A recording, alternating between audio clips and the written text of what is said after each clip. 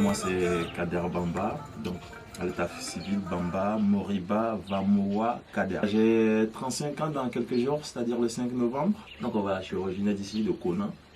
Ils ont mes parents, mais moi je suis né à Diokwe, c'est plus bas, dans l'ouest. Je suis né là-bas, j'ai grandi là-bas, j'ai pratiquement tout fait là-bas. Je me suis levé, comme je disais, la dernière fois j'ai pris un dictionnaire. Je vois route nationale, bon, cette route nationale, même jusqu'en Tunisie. C'était n'importe quoi.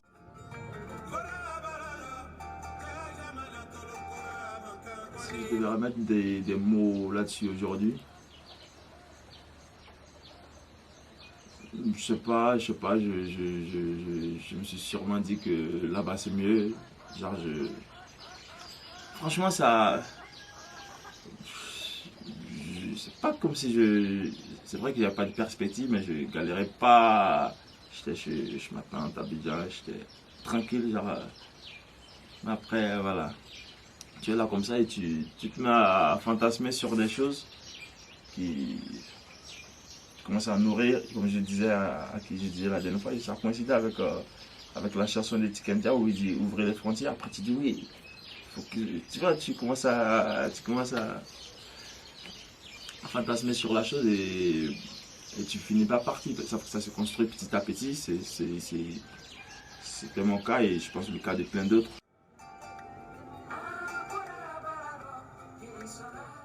Un dictionnaire, je vois route nationale, bon, cette route nationale même jusqu'en Tunisie. C'était n'importe quoi, c'était le désert, il n'y avait pas de route nationale. Mais dans le dictionnaire, c'est marqué route nationale. Je sais pas si c'est Laos ou c'est quoi, mais sur la carte là, c'est marqué route nationale. Je partais en Tunisie. Je sais, la route nationale que j'ai vue dans le dictionnaire là, elle menait jusqu'en Tunisie. Tu vois, c'était pas à l'Algérie.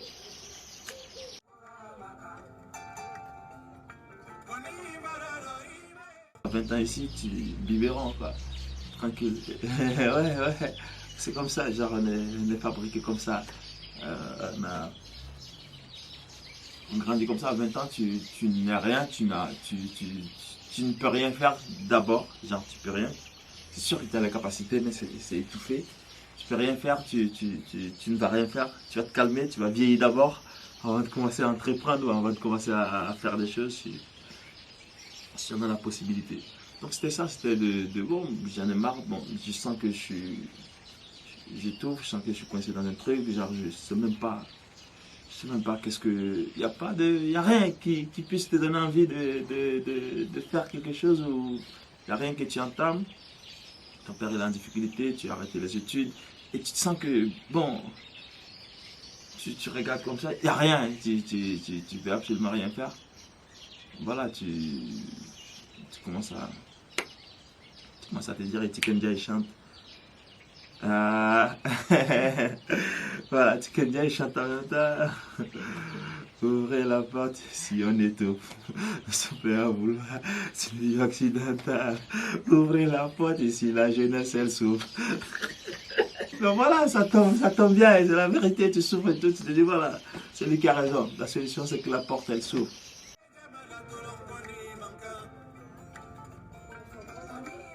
Abidjan, Bamako, en bus.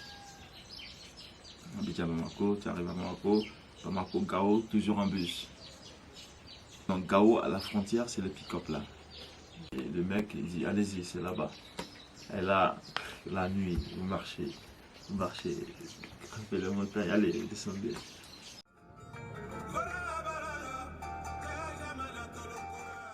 Donc je vais à Alger. Arrivé à Alger, quand je commence à bousculer, je dis comment je peux faire pour retourner à l'école. C'est-à-dire je commence à laisser tomber ce projet-là que j'avais découvert, de traverser de la Méditerranée, que j'avais découvert dans le sud. Je commence à le laisser tomber et arrivé à Alger, quand je dis je vais aller à l'école, mes compatriotes, t'es malade. T'es malade. T'as pas de parents en Côte d'Ivoire. Quand tu ne travailles pas pour envoyer des sous à tes parents, tu vas aller à l'école, t'es fou, tu cherches quoi? L'opportunité qui s'offrait à moi, c'était de faire un BTS dans une école privée. Il fallait payer. Du coup, voilà, financé par une association. C'est l'opportunité que j'ai eue. Et je fais ce BTS, après je fais une licence d'arrêt toujours dans une école privée. Je me découvre bon élève parce que il y a une opportunité qui me tombe là-dessus, de nulle part, une opportunité que j'aurais pas eu en Côte d'Ivoire, comme me paye une école privée qui coûte des millions à francs CFA. Donc je me découvre très bon élève. Voilà, je commence comme ça et à côté, je suis en même temps bénévole dans l'association qui me permet d'accéder à ces études-là. Je commence à travailler avec l'association et voilà, d'abord ils me proposent de venir travailler, j'ai dit non, je vais donner de mon temps parce que vous m'avez donné, je vais donner. Et c'est à la communauté que je donne. À la communauté immigrante à laquelle j'appartenais. Du coup, je commence à venir une ou deux fois dans la semaine, je fais l'accueil, enregistrement, orientation. Après, j'ai une de mes responsables, la sœur Laurence, à l'époque, qui est nommée à un poste où elle doit coordonner un centre d'accueil pour migrants, Caritas. Du coup, voilà, elle me dit, tu viens avec moi. Entre temps, elle commence, je ne vais pas directement, je suis formé sur des thèmes, des trucs comme le trafic des migrants, traite des personnes. J'ai une formation dans ce sens-là. Voilà, je fais ça et après la sœur Laurence me demande de venir rester avec elle. Ouais, donc là, elle me donne un petit poste là à mi-temps. Et je suis chargé de formations, genre on leur fait faire les bénéficiaires, on leur fait faire des formations et ensuite, la suite de la formation, on leur finance des activités génératrices de revenus. Donc je suis censé faire cet accompagnement-là. Je commence à travailler pour Médecins du Monde au bout d'un moment. Pour moi, c'est bien parce que j'ai commencé à travailler à une ONG comme bénévole au milieu. Et pour moi, c'était le boulot de rêve, c'était comme les footballeurs. Quand je commence à travailler, je dis, oh, mais je suis bien, hein. C'est comme les footballeurs, parce qu'à la base, quand je commence, je dis, je donne de mon temps pour ma communauté parce que, voilà, c'est normal, genre, je suis de là, il faut que je sois à leur service. C'était soit bénévole, soit petite indemnité avec la Caritas, mais juste petite indemnité, quoi. Du coup, travailler et être payé relativement bien, je dis waouh! Je dis là, je suis comme un footballeur, je prends du plaisir à jouer au foot et on me paye. Tu vois, je prends du plaisir à jouer et on me paye pour ça, relativement bien, franchement. Donc j'étais là, au fur et à mesure, je comprends que c'est un putain de boulot comme tout autre.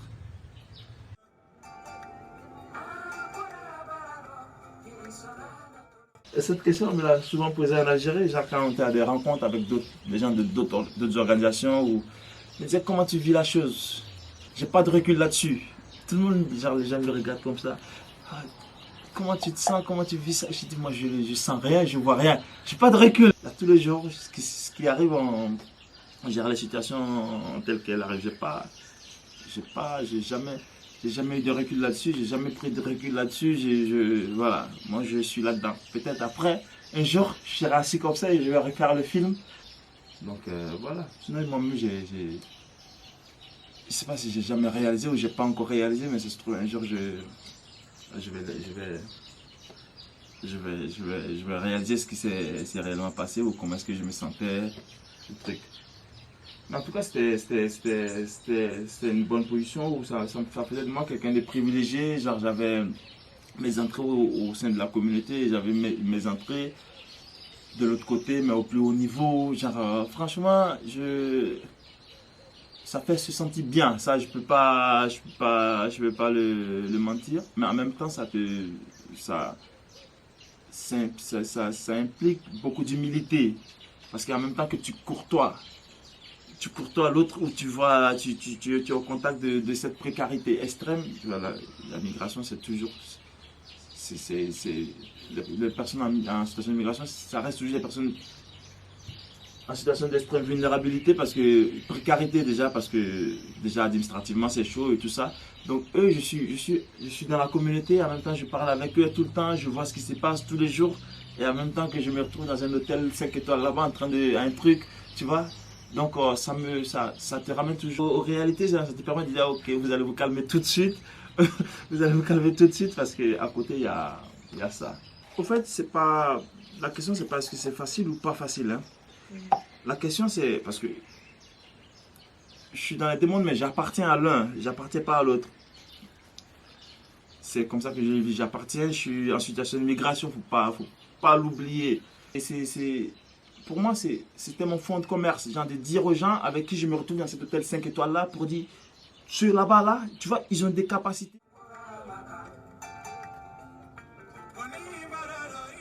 Je vais parler mal d'aucune organisation parce que je suis un produit des médecins du monde. Produit des médecins du monde, j'adore cette organisation. Je lève. Je ne veux pas parler d'organisation, mais je veux parler des projets. Parfois, certains projets entretiennent la merde qu'il y a. Parfois, il vaut mieux dire, bon, là, franchement, on ne sait pas.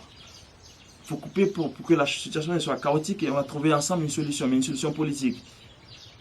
Pas que ça merde là-bas, et on nous fait semblant de penser une plaie qui est en train de... Voilà, souvent c'est du n'importe quoi. Parfois il faut dire clairement ce qu'il y a, on bloque et on cherche une solution politique à la chose et voilà, parce que tout compte fait, c'est aux États de s'impliquer. Toi, tu vas injecter 10 000 milliards d'euros sur un projet alors que l'État du pays concerné ne s'implique pas, ça ne va aboutir à rien. Il faut plus axer sur le plaidoyer que autre chose. Parce que tu te dis, un projet, le Fonds mondial décaisse de l'argent pour la question du VIH. Toi, tu te mets à poursuivre tu mets en place un projet VIH, mais en même temps, migration mélangée. Tu es là, tu cours dans tous les sens. Mais tant que le pays dans lequel le truc se déroule ne s'ouvre pas, parce qu'il y a un système de santé qui existe, il y a un système de prise en charge du VIH qui existe dans ce pays. Tu as juste à faire de sorte que le pouvoir là, il regarde cette population et il rentre dans le cercle qui existe. Tu ne fais pas tout ça en même temps que tu dis que non, je ne veux pas créer un système parallèle. Non, mais c'est un système parallèle qui est en train de se créer. Des milliards ne vont pas résoudre le truc. C'est ça quoi, je ne saurais critiquer une organisation. Chacun a sa place, chacun est dans son rôle. Mais il faut parfois se dire la vérité, il faut parfois regarder la chose réellement. Tu vois. C'est des projets, il faut juste justifier, il y a eu tel problème, donc du coup on a décidé de réadapter comme ça, toujours le même truc. Il faut toujours qu'on soit tous d'accord et ce sera bon. Tant que nous sommes tous d'accord, ce sera toujours bon. Tu vois, donc on est dans ce schéma-là, c'est un truc qui c'est vicieux, c'est malsain, c'est tout ce qu'il y a de moche. La solution, elle est politique, il faut arrêter tous ces millions, l'arrêter, les bêtises. Arrêter le truc, les politiques. Aller sur les autorités algériennes, face à face, discuter, le plaidoyer doit se faire. Le travail doit se faire au niveau du plaidoyer. Parce que c'est tout un débat pour dire telle personne fait la police puis telle personne. Moi, je n'aime pas ce débat-là. J'aime pas tous les faux débats autour des trucs. C'est des êtres humains, c'est comme nous. C'est déjà, il y a de tout là-dedans.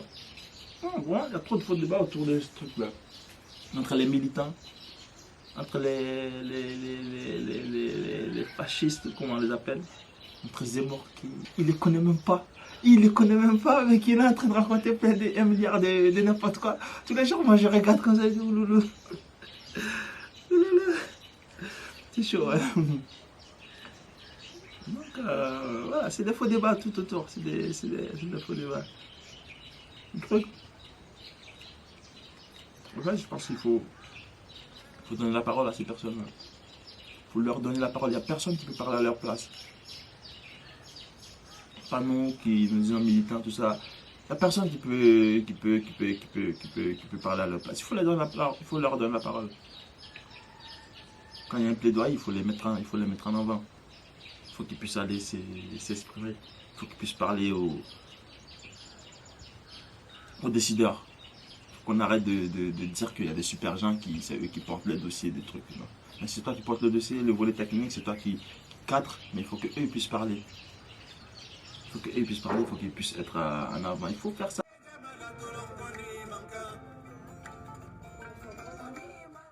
Ici, le contexte ne nous permet pas de rêver. Pourtant, il faut rêver, c'est ce qui est bien, tu vois. Il faut rêver. Moi, il m'a fallu aller en Algérie pour me mettre à rêver. C'est ce qui manque ici à tous ces jeunes-là. Tu ne rêves pas, tu es bloqué. Après, la seule porte, c'est... Tu as une petite opportunité, tu vas sortir, partir. Il se trouve, genre, le sacrifice qu'il est prêt à faire, c'est pour la délivrance. Là. Genre, les familles, si j'arrive là-bas, franchement, ce sera plus moi, ce sera un autre. L'argent là, je vais le ramasser comme ça.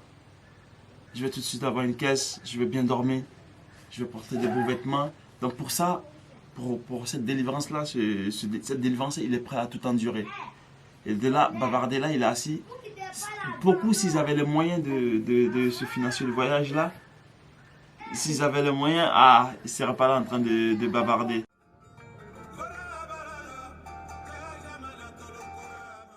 J'ai dit, mais au fait, le cacao au sud, c'est cacao au café. On a vu que le sud, ça partait vite parce que les gens avaient des sous. Et là, quand ils ont trouvé la noix de cajou, ils ont dit aux gens du Nord, allez, on a trouvé votre truc. Votre cacao, là, on l'a trouvé. C'est la noix de cajou. Et là, aujourd'hui, les gens, partout. Moi, j'ai ma parcelle, j'ai encore rien mis dedans. Tout le monde me demande, mais quand est-ce que tu vas planter cette noix de cajou? Quand est-ce que tu vas planter cette noix de cajou? Quand est-ce que tu vas... Tout le monde, j'ai dit, mais ma parcelle, c'est pas pour de la noix de cajou. Parfois, je dis, quand c'est quelqu'un que je respecte, je dis, ouais, bientôt. Quand c'est un jeune comme moi, je dis, mais tu m'emmerdes. Je ne vais pas planter une noix de cajou. Pourquoi? Par principe. Je ne vais pas faire d'apéro pour un petit salaud, un petit con qui est assis là-bas en train de faire... Non, moi, je ne fais pas ça. Par principe. Je ne vais pas le faire. Je vais faire que des choses qui vont se consommer localement ou voilà, ça s'arrête là. Donc, c'est un peu ça le problème de notre agriculture. C'est l'État qui... Je suis pas bien avec l'État. Je discutais avec un ami qui me dit pourquoi tu accuses. Je dis bien sûr que j'accuse l'État. Parce que c'est l'État qui oriente, parce que c'est l'État qui touche ces taxes là-dessus. C'est l'État qui fonctionne grâce à ces trucs-là. Mais en fait, c'est l'État qui gagne au détriment de sa population. Parce que lui, il collecte des taxes sur les exportations. C'est ce qui parlait, l'économie ou le succès de ce pays repose sur l'agriculture, c'était ça. Toi, tu cultives. Et lui, l'État lui prend des taxes à l'exportation et il s'y fait beaucoup d'argent. Du coup, il entretient ce truc-là. Il vous encourage à le faire. Il vous encourage à le faire. L'État dit, bon, prix d'achat Borchamp cette année, telle somme.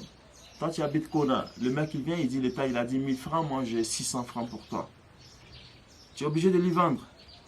Parce que tu vas faire comment si tu prends, tu vas te transporter pour aller plus au sud, tu vas payer le transport. Lui, il te dit, non, moi, je vais payer le transport. Il te raconte n'importe quoi. Parfois, ils disent non, que l'État n'a pas encore donné l'argent.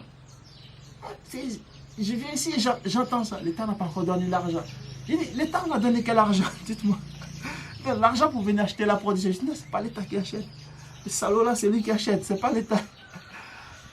Donc, il y a plein de choses comme ça. Donc, l'État donne son prix, après, les prix ne sont pas respectés. C'est plein de choses. En plus, c'est pas contrôlé. Même quand on veut, il y a des organismes pour contrôler. Après, la corruption. Après, plein de choses. C'est Bagdad. C'est le bordel.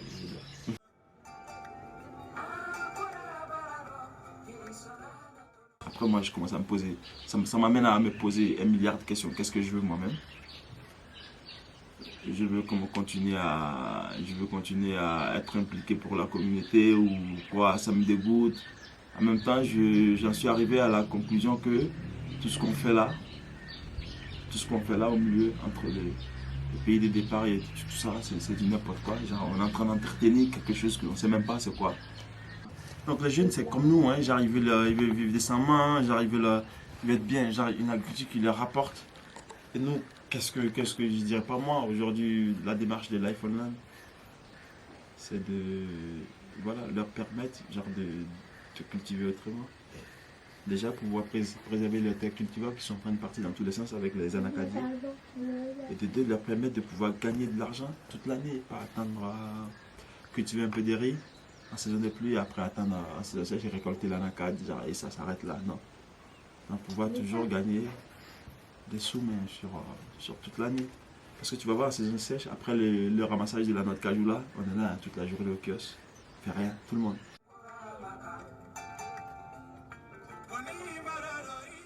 Chacun agit à son niveau selon ses sensibilités. Tout le monde selon ses sensibilités ou selon les directives de là où il travaille. Et chacun agit comme ça de façon pas vraiment coordonnée. Et c'est pas possible que ce soit coordonné aussi parce que c'est des gens, c'est des vagues, c'est des trucs, c'est dynamique, tu vois, donc c'est difficile. Et moi, c'est pas en tant que personne travaillant sur la migration, je me dis que j'ai les solutions. C'est en tant qu'acteur de la société civile, je me dis que c'est nous qui avons les solutions des problèmes parce que c'est nous qui sommes avec les communautés. Genre, ces administrateurs-là que nos États ont formés, genre, ils sont carrément à côté de la plaque parce que eux, genre, ils se prennent pour des super gens ou des personnes très importantes. Tu vois, c'est dans ce sens-là que je dis oui, moi je pense, et je le dis, je pense abusivement avoir les solutions aux problèmes que nous avons. C'est pas vrai, c'est n'importe quoi, je me mens à moi-même, mais je le dis quand même.